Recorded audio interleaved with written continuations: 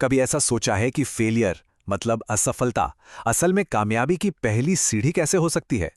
आज ना हम एक ऐसे ही स्टूडेंट की कहानी सुनेंगे। नाम था उसका वृद्धराज। पढ़ाई में इतनी ज्यादा दिक्कतें थी उसे कि गुरुकुल से ही निकाल दिया गया। सोचिए, पर क्या कहानी बस यहीं खत्म हो गई? चलिए देखते हैं। अरे हम सबके साथ होता है ना।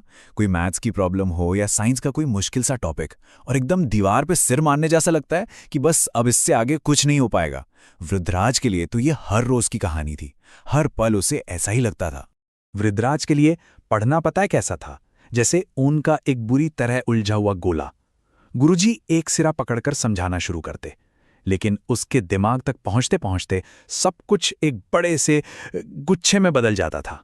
अक्षर, श्लोक, उनके मतलब सब कुछ खिचड़ी बन जाता था। और सोचिए, जब दिमाग में पहले से ही इतनी उथल पुथल हो तो दोस्तों के ताने वो तो जहर की तरह चुभते होंगे। मंदबुद्धि है, इससे कुछ नहीं होने वाला। ये शब्द रोज हर एक दिन उसके कॉन्फिडेंस को तोड़ कर रख देते थे। खैर, वक्त तो कहाँ किसी के लिए रुकता है। देखते ही देखते एक साल निकल गया। सारे दोस्त अगली क्लास में चले गए और वृद्धराज वो वहीं का वहीं रह गया, अकेला। वो अकेलापन, वो फेलियर वाली फीलिंग धीरे धीरे उसे अंदर से खोखला कर रही थी। और फिर वो दिन भी आ गया जिसका उसे सबसे ज्यादा डर था, जब टीचर ने ही हाथ खड़े कर दिए। गुरुजी ने उसे बुलाया और कहा, बेटा, मैंने बहुत कोशिश की, लगता है विद्या तुम्हारे भाग्य में है ही नहीं, अब तुम घर लौट जाओ। सोचिए, किसी भी स्टूडेंट के लिए इससे बड़ी हार क्या हो सकती है। तो बस भारी कदमों और एकदम टूटे हुए दिल के साथ वृद्धराज घर की तरफ चल पड़ा। हर कदम के साथ उसके दिमाग में बस एक ही बात घूम रही थी, मैं एक फेलियर हूं, पढ़ना लिखना मेरे बस की बात नहीं है।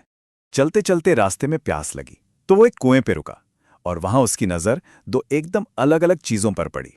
एक तरफ थी पानी खींचने वाली एक नर्म सी मामूली सी रस्सी, और दूसरी तरफ था कुएं का वो मजबूत कठोर पत्थर।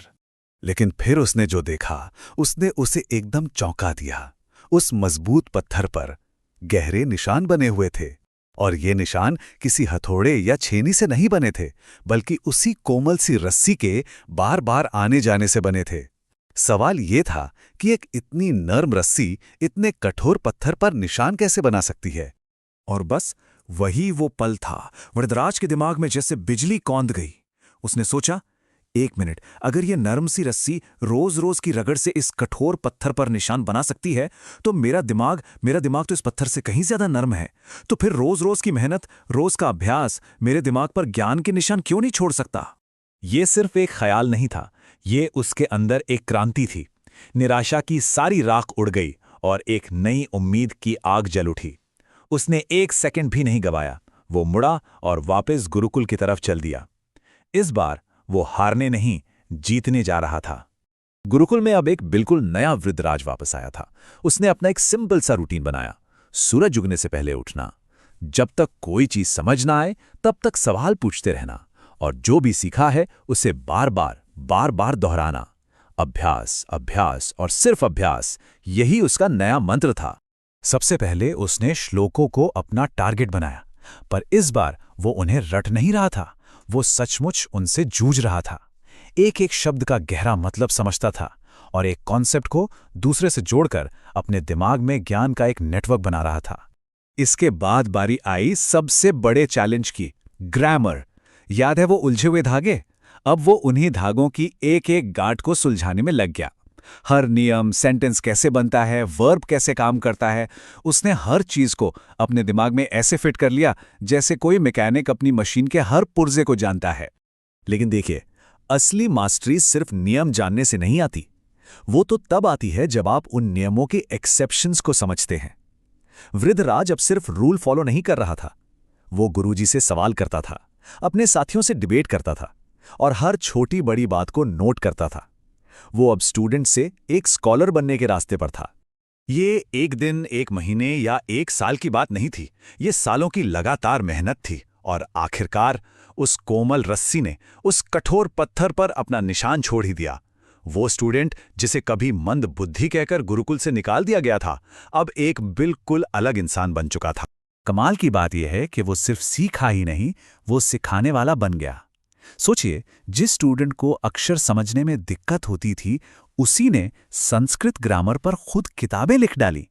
ऐसी किताबें जो आज भी एक मिसाल हैं। क्या शानदार सफर था ये।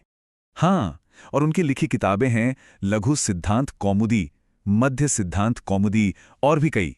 ये सिर्फ किताबें नहीं हैं, ये संस्कृत ग्रामर की दुनिया में मील के पत्थर हैं। आज भी बड़े बड़े स्कॉलर्स इन किताबों की इज्जत करते हैं। तो वृद्धराज की इस कहानी का सबसे बड़ा सबक क्या है?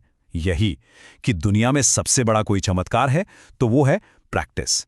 लगातार कोशिश करते रहना, यही सबसे बड़ी सुपर पावर है।